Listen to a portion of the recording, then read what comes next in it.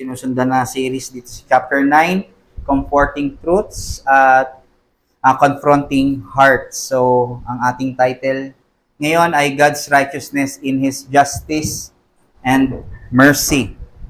So, last week, sa sermon natin sa Romans 9, verses 6 to 13, nalaman natin ang katapatan ng Diyos sa mga pangako na ibinigay niya, na taliwas talaga sa accusation ng Israel na nag-fail ang pangako ng Diyos sa kanila. Pero nilinaw ng Diyos na may totoong pangako naman talaga, pero hindi sa lahat ng Israel. Nalaman natin kasi na may dalawa palang grupo ang Israel. Ito yung hindi tunay na Israel, which is ang children of the flesh at hindi pinili ng Diyos. Ito sila yung unang grupo, at ang tunay na Israel naman ay yung children of promise, sila yung mga pinili ng Diyos. So nakita rin natin na ang pagpili ng Diyos ay hindi arbitrary. Ito ay nakabase sa layunin o nakabase sa kanyang purpose at kung ano yung kagustuhan niya, hindi sa mga merit or katangian ng isang tao. Kaya nga ang ginamit niyang account ng mga sa passage na yon ay si Isaac at si Ishmael, si Jacob at si Esau. At maliwanag na sila ay baby pa, sanggol, wala pa silang nagagawang kahit ano para sabihing pinili sila ng Diyos dahil sa kanilang ginawa. So, na-establish natin ang pagiging tapat ng Panginoon sa kanyang salita at pangako na kailanman hindi mabubura, hindi masisira, at hindi maglalaho. Ang sasagutin naman natin ngayong umaga na tanong, isn't it unjust for God to choose some and not others? So parang sinasabi, Paul, kung pumili pala ang Diyos na mga ililigtas, kakaawaan niya, hindi ba siya unfair doon?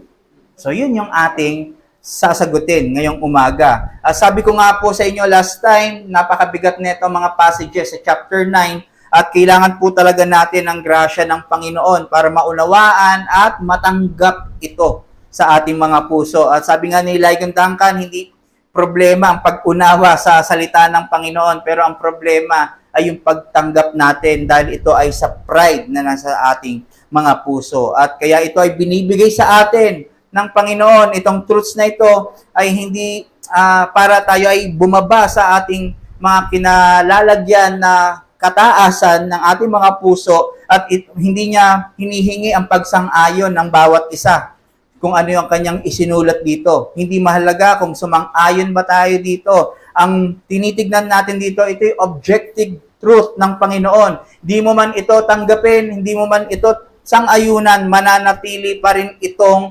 totoo at prinsipyo ng Panginoon. So katulad din ng hindi pagsang-ayon ng tao na mga non-believer sa gospel, mananatili pa rin ang gospel na kapangyarihan ng Panginoon para sa kaligtasan. So parang gusto natin makita ito yung ating aaralin ngayon. Itong truth na ito ay patuloy na iiral kahit hindi natin malaman, kahit i-reject natin, kahit tanggapin natin, iisa pa rin ang pag-iral nitong katotohanan na ito. At nawa, magkaroon tayo ng mababang puso sa pagtanggap at ma-appreciate natin at mas lalong magningning yung grace ng Panginoon sa ating buhay. So let us read the very word of God, the sole authority of our hearts and soul. Dito sa Romans 9 verses 14 to 18. Pwede niyo po akong sabayan. What shall we say then? Is there injustice on God's part? By no means. For he says to Moses, I will have mercy on whom I have mercy, and I will have compassion on whom I have compassion. So then it depends not on human will or exertion, but on God who has mercy. For the scripture says to Pharaoh, for this very purpose I have raised you up, that I might show my power in you, and that my name might be proclaimed in the whole earth. So then he has mercy on whomever he wills, and he hardens whomever he wills. Tayo ay manalangin.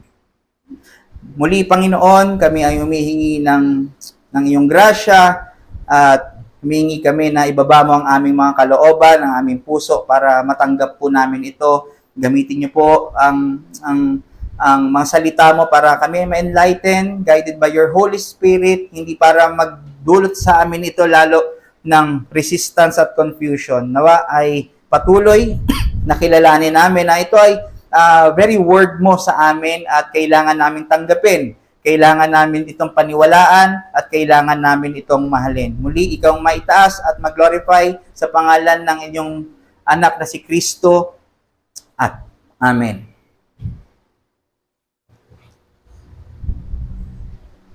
Okay.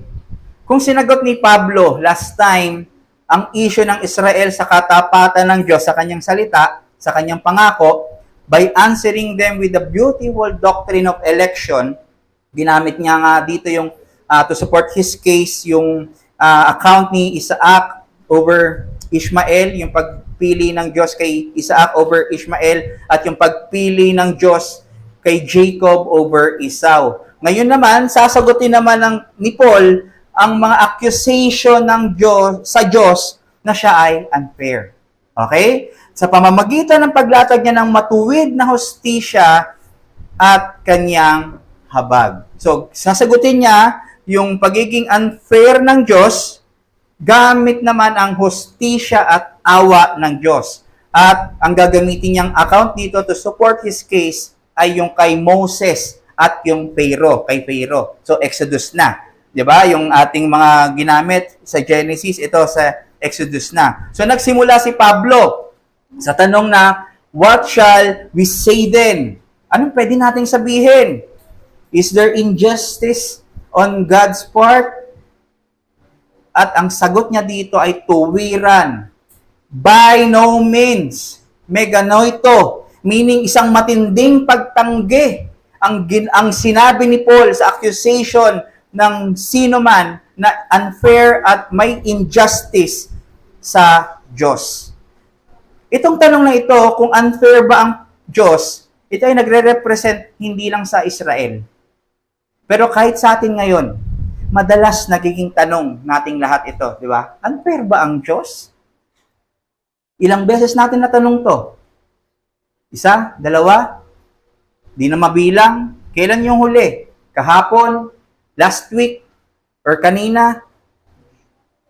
Kung tayo ay may gantong kaisipan sa Panginoon, dahil dumaraan tayo sa mga pagsubok, sa mga struggles, pinapaalala sa atin ng Panginoon na siya ay Diyos. Pinapakita niya sa atin kung sino siya, na siya ay dapat ang masunod. Siya ang dapat may control ng lahat. At ang kalooban niya lamang ang dapat mangyari at wala sa atin. Doon pa lang, makikita na natin yung ating relationship sa Panginoon. Ang creator at creature na relationship. At ito ay na-expound natin sa 19.1 na 1689. So sinabi sa verse 15, for he says to Moses, I will have mercy on whom I have mercy, and I will have compassion on whom I have compassion. So then it depends on human will or exertion, but on God who has mercy. Ano ibig sabihin?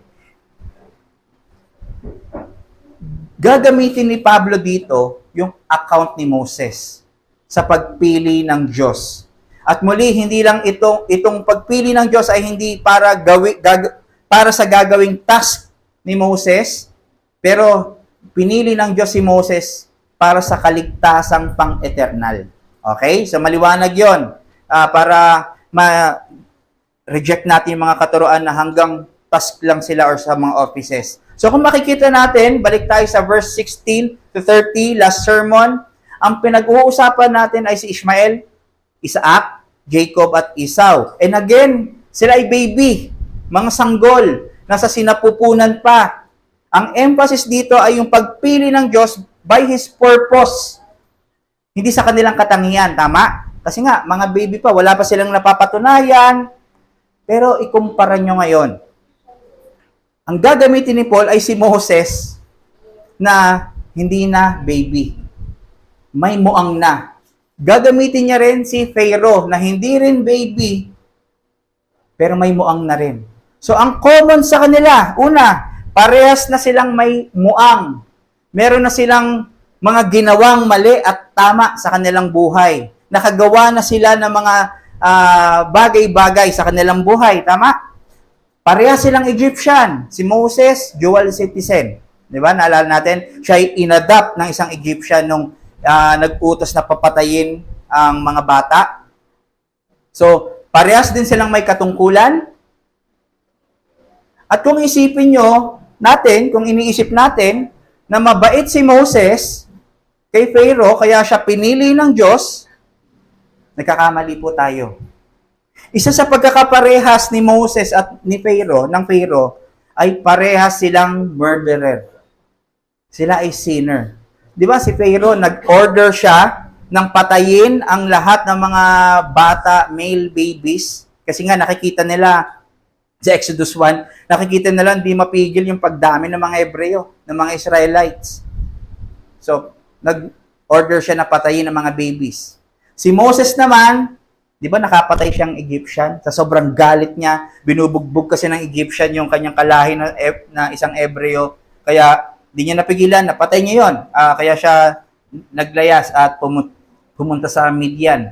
So, mas pinapakita dito ni Paul kung gaano kasoberano ang Diyos sa pagpili. Hindi basihan kung baby ka o kung may muang ka na. Okay? Dahil ang pagpili ay pinagpasyahan niya na nung una pa lang, wala pang nilalang, wala pang heavens, wala pang angels, wala pang lahat. Meaning, hindi naawa ang Diyos sa moment na, uy, nakakaawa si Moses, pipiliin ko siya. Hindi ganun ang pagpili ng Diyos. Hindi dahil nasa panganib na ang buhay ni Moses, kaya niya pinili si Moses. Hindi. Naawa ang Diyos nung wala pang creation. Nung wala pa ang lahat. Ipinakita niya na yung awa niya kay Moses nung past eternity. Ang gusto sabihin sa atin dito, na ang pagpili ng Diyos ay dahil sa kanyang awa at habag. At yung awa at habag na yon ay magdadala doon sa purpose niya, doon sa kung sino man ang kanyang kinahabagan. Okay? Magkasama yung purpose, magkasama yung habag. Gusto ko rin manotice natin yung isa pang common kay Moses at kay Pharaoh. Bukod sila ay sinner, parehas silang ni-raise up ng Diyos. Yung itsura ng ni-raise up ng Diyos sa mercy ay yung nasa buhay ni Moses. Siya ay ni-raise up ng Diyos para mapakita ang kapangyarihan ng Diyos sa Israel at sa Egypt. Sa 10 plagues, yung sa deliverance ng Israel sa Egypt at pagtawid sa Red Sea, nakita lahat yon kung gaano makalakas at makapangyarihan ng Panginoon. Yung itsura naman ng ni-raise up ng Diyos sa justice ay ang buhay ni Pharaoh. Sa verse 17, sabi, for the scripture says to Pharaoh, for this very purpose I have raised you up, yung Pharaoh, that I might show my power in you, that my name might be proclaimed in all the earth. At ito ay paraan ng pagpapatigas ng puso ng Pharaoh. So dito niya pinapakita na makapangyarihan siya sa negative. Nakita natin kay Moses sa positive, kahit sa negative na ipapakita niya kung gaano siya ka-powerful, ka-glory. Okay? Meaning ulit, siya ay may control sa lahat. Siya ay may prerogative sa lahat kasi siya ang creator ng lahat. So, clarification. May heart pill dito. Medyo i-clarify ko, no, at dapat maging maingat tayo dito. Again, natanggap ni Pharaoh ay justice. Okay? Si Moses, ang natanggap niya, mercy. Sino nakatanggap ng injustice? Wala. Parehas na kaloob yan ng Diyos sa kanyang matuwid na kalooban. Walang nakatanggap ng unfairness o walang nakatanggap ng injustice sa kanila. May misconception po kasi dito, mga kapatid, ang karamihan, at kahit po ako dito, no, dati. Sa usaping election, hindi pwedeng hindi maisama ang usaping reprobation. Siyempre, kung may pinili, which is mga elect, meron ding hindi pinili, at ito nga yung reprobate. Nag-exist ang dalawang grupo na to, at ang tawag dito ay yung double predestination. Okay? So, may mga naniniwala single predestination, pero ayokong lumalim tayo doon. Double predestination muna. Pero dito, sa double predestination, nagkaroon ng problema sa pag-view ng ilan dahil sa mga hyper-Calvinists. They view this na parehas ang treatment at pag-work ng Diyos sa elect at sa reprobate. Paano ito? Meaning, ang Diyos ay proactively working sa elect na sa buhay ng elect na dalhin sila kay Kristo sa kaligtasan. Bigyan sila ng pananampalataya, i-regenerate sila, tawagin sila. Okay? So, yun yun. Ang sinasabi ng hyper-Calvinist, same effort din daw proactively yung ginagawa ng Diyos sa mga reprobates. Na sila ang Diyos ay magtutulak sa kanila magkasala at dadaling sila sa impyerno. Nakita nyo? Same, parallel. Na para bang ang Diyos ang naging author ng kasalanan ng tao, siya ang nagtulak para magkasala ang tao at mapunta sa impyerno at parehas na parehas yung kanyang in-exert na effort. Itong ganong view, yung positive predestination, hindi ko po personally inohold. Sabi nga ni R.C. Sproul, ang mga nag-hold dito ay yung mga hyper-Calvinists. At katulad ni Sproul at ang ilang Reformed theologians, dito rin po ako agree sa positive-negative predestination. Ano po ito? Na hindi same effort ang ibinibigay ng Diyos sa elect at reprobates. Ano ulit ang reprobates? Hindi mga pinili. Ang Diyos ay proactively, yes, working sa buhay ng mga elect para mapunta kay Kristo, bigyan ng awa ang mga elect, magkaroon ng bagong puso, magkaroon ng restraining grace, at tawagin. Okay? Pero sa reprobates, siya ay nagwo-work passively. Hindi siya parallel sa elect. Paano ito nangyayari? Meaning lang nito, nagkakasala ang tao dahil gusto niya. Hindi dahil gusto ng Diyos. So dahil gusto naman ng tao ang pag-commit ng kasalanan, hindi sila binigyan ng Diyos ng awa para pigilan. Ang binigay ng Diyos sa kanila dahil gusto ng tao magkasala, lumabag, maging rebelde sa Diyos, ang binigay ng Panginoon sa kanila ay justice. Okay? Meaning, walang restraining grace. Ito yung sinasabi ni Paul sa Romans 1:24-26. God gave them up in the lust of their hearts to impurity and dishonorable passions. Ano ibig sabihin? So parang ganito, dahil tumalikod ang tao sa Diyos, nireject ang katotohanan, pinili na sumamba sa mga Diyos-Diyosan, nagmalaki sa Diyos at hindi nila siya pinasalamatan, ginusto nilang lumakad sa kadumihan at magpakasasa sa kahalayan, kaya ang ginawa ng Diyos, hinayaan niya itong mga ito at hindi pinigilan. So ito yung relationship ng Diyos sa reprobates. Hinayaan ng Diyos sila sa gusto nilang mangyari at gawin sa kanilang mga buhay. Walang pagtulak na, ikaw magnakaw ka, ikaw magsinungaling ka. Hindi. Yun ay desire ng tao para gawin. So balik tayo kay Pero. Verse 18. So then he has mercy on whomever he wills and he hardens whomever he wills.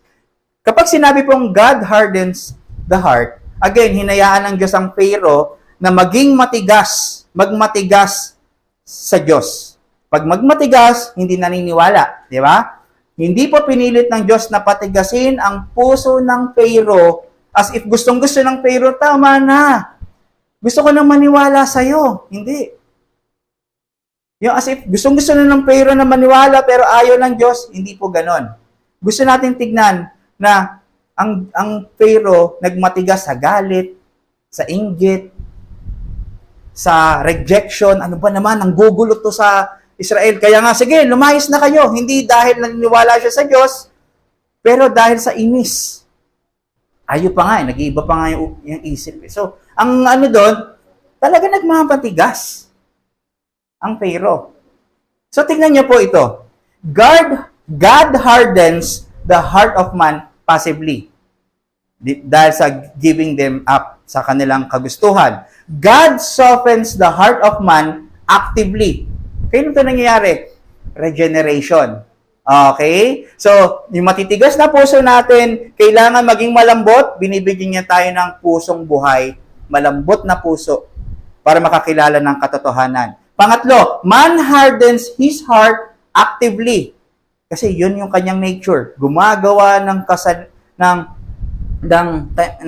kasalanan kasi dahil sa kanyang depravity. Yun yung nature niya. Gustong-gusto niya yun. Pleasingly, willfully, hinaharden niya yung kanyang puso by committing sin. At man cannot soften his heart due to his total inability. Ang hindi nagagawa ng tao, palambutin yung kanyang puso. Kasi hindi tayo naniniwala sa neutral na free will. Kung ano yung iyong nature, yun ang gagalawan mo. So kung ang nature mo ay sinful, yun ang iyong trajectory. Yun ang direction mo. At kung direction mo ay yung sin, titigas at titigas talaga ang iyong puso. So never na magkakaroon ng paglambot, yung gagawin natin malambot yung puso natin. Okay? Supernatural lang nakakagawa nun. At yun ay ang Panginoon. So na-establish na natin kung paano umiiral ang justice at mercy ng Diyos. So pinapakita sa atin ngayon na ang tunay na larawan ng justice ng Diyos at mercy ayon sa Biblia. Hindi ayon sa, ang lupit naman ng Diyos, unfair. Hindi, ayon sa Biblia. Kung ikaw ay Kristiyano at naniniwala kay Kristo, sa Biblia tayo maniniwala. So, i-relate na natin itong biblical justice at mercy sa pagiging fair ng Diyos. Okay? So, ito na ang gagawin natin. Ito na ang sasagutin natin. Kaya ang tanong na sasagutin natin ngayon, unfair ba ang Diyos sa pagpili para sa mga kanyang hahatulan at mga kakaawaan? At titignan natin. Unang point, man's condemnation is perfectly served based on God's justice through His revealed righteous law. Nakatulong yung sa ating 1689 na study. Man's salvation solely depends on God's sovereign mercy demonstrated through His election. Okay? Medyo mahaba, sorry. Man's condemnation is perfectly served based on God's justice through His revealed righteous law. Ang kahatulan ng tao ay matuwid na naipataw, makatarungang naipataw sa hustisya ng Diyos sa pamamagitan ng kanyang inihayag na matuwid na batas. Okay? Yung kanina, yung moral law, yung natural law. Yun yung batayan natin. Okay? Hindi natin batayan si Aljon. Ang batayan natin ay ang moral law. Okay? Sa pag-aaral natin, sa unang punto na ito, mahalaga na ang lente natin dito ay ang katayuan ng isang tao sa harapan ng Diyos. Kung paano ba tayo tinitignan ng Diyos sa kanyang harapan. At ito ay pagiging makasalanan. At kung makasalanan ka, deserve mo natin ang punishment na walang hanggang kamatayan. Nakakatakot. At mahalaga rin makita natin na ang batayan sa pagiging makasalanan ay ang batas ng Diyos.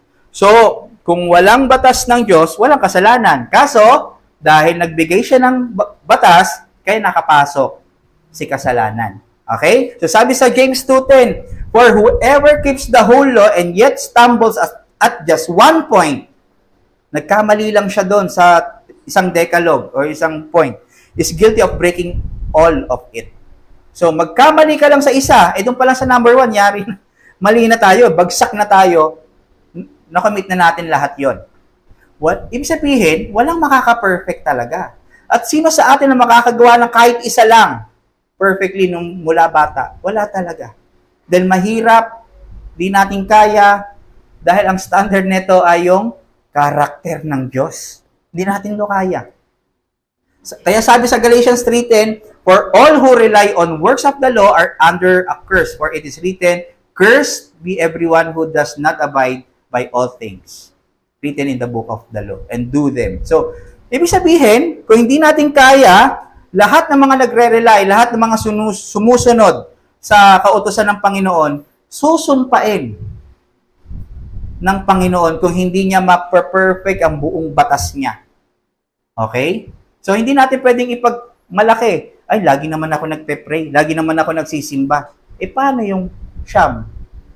So, ibig sabihin, under ka na ng sumpa ng Panginoon. Kaya sabi sa Romans 3:20, therefore, no one will be declared righteous in God's sight by the works of the law. Rather, through the law, we became conscious of our sin. Kahit sino, walang tao na pwedeng maging matuwid sa Kanya dahil walang tao na pwedeng gumawa nito perfectly at may kabanalan, walang deceit sa puso. Lahat ay under ng unrighteousness sa mata ng Panginoon. Hindi pwedeng asahan natin ang batas ng Panginoon na kailangan natin itong sundin para tayo ma-save. Hindi. Pinapaalam lang sa atin ng batas na makasalanan tayo araw-araw.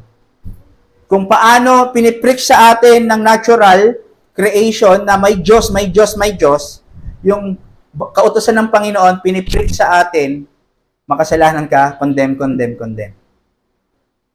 Kaya, therefore, ano ang verdict ng Diyos sa lahat ng tao? For all have sinned and fall short of the glory of God.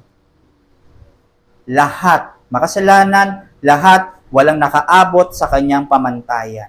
At ito ang kautusan. Meaning, since walang makakagawa ng perpektong batas ng Diyos, ang lahat ng tao ay doomed sa hell. Lahat ay susumpain. Lahat ay tatanggap ng parusa. Parusang kamatayang walang hanggan. Ang iiral lang po dito sa area na to, o ang ipapataw lang na dapat mangyari sa mga tao na ito, sa atin, nung wala pa tayo kay Kristo, ay hustisya ng Diyos. By default, sumablay ka, huli ka, at ikaw ay paparusahan. Since ang verdict nga nila ay unrighteous, talagang hindi makakaligtas. Hindi nagtotolerate ang Panginoon ng kasalanan. Isipin nyo, isang beses lang nagkamali si Adan. Hindi niya binigyan ng second chance. Kailan lang nagkakaroon ng second chances? Pag tayo ay nagko-commit ng pagkakasala dito sa New Covenant, ang kanyang mercy ay bago. Parate. So ang tanong, unfair ba ang Diyos dito? Unfair ba ang Diyos na ipataw ang parusa sa paglabag sa kautusan niya? Unfair ba? Unfair ba ang pulis na manghuli ng magnanakaw? Kay Adan, binigay sa kanya ang lahat. Endued with power and ability to keep the law. Pero hindi pa rin siya naging satisfied at pinili pa rin mag-disobey. Humanap ng ibang paraan na hindi paraan ng Panginoon. At hindi natin pwede itong isisi na dahil na-inherit natin ang original sin ni Adan, kasi kahit tayo unrighteous sa mata ng Diyos. Bata pa lang tayo, alam na natin ang tama at mali, pero hindi natin nagawa ng tama. Kahit di pa sa atin natuturo yung Ten Commandments sa school, lumabag na tayo sa Diyos. Kahit alam na natin ang Ten Commandments nga ngayon, still, lumalabag pa rin tayo sa Diyos. Kaya ang tanong ko ulit, unfair ba ang Diyos na ipataw ang nararapat na verdict sa lahat ng lumabag? By no means. Dahil we sin willfully. Deliberately, we disobey God. Intentionally, we defy God. Consciously, we violate God.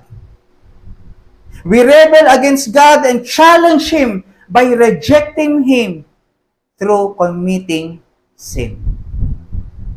Sa moment na tayo ay nagko-commit ng sin, nire-reject at kina-challenge natin. Ano, kaya mo ko? Pigilan? As if yun ang sinasabi natin. Na hinihiwalay natin si Kristo sa ating pagkatao. Hinuhubad natin kung ano ang graces when we commit this certain sin. Kaya tunay nga na naipataw lang sa atin. Dapat lang maipataw ang matuwid at makatarungang hatol ng Diyos. Dapat lang na maging sumpa. Bagsakan ang kanyang banal na puot dahil sa ating mga kasalanan. So ang punto, the depravity of man highlights the deserved punishment that is warranted by God's justice. Ang kasamaan ng tao ay nagpapakita ng nararapat na parusa ayon sa katarungan ng Diyos na inaihayag sa kanyang kautusan. Ang bawat gagawin ng tao sa gantong state, natural, wala kay Kristo, wala sa Diyos, likas. Ang bawat gagawin ng tao ay spiral.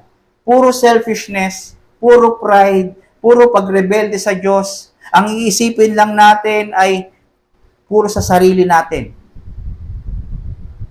Pero kung iisipin naman natin, ay may mababait pa rin namang tao katulad ko, magalang, masunurin, matulungin, di ako katulad ng mga kriminal.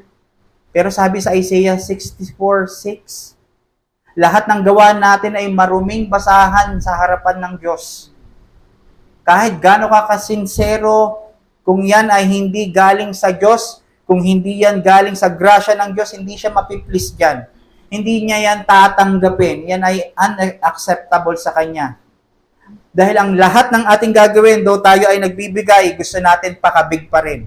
Sumikat, ikaw ang mag-glorify, kontra lagi sa Kanya. Laban lagi sa Kanya. Kahit pa isipin natin na ito ay para sa Diyos, hanggat yan ay hindi galing sa grasya niya, laban pa rin sa Kanya. Kinakalaban pa rin natin siya. Gaano tayo ka-sincere? Ito ay dulot ng kasalanan. And this answers kung bakit di niya pinipigilan ang kasalanan sa mundo ngayon.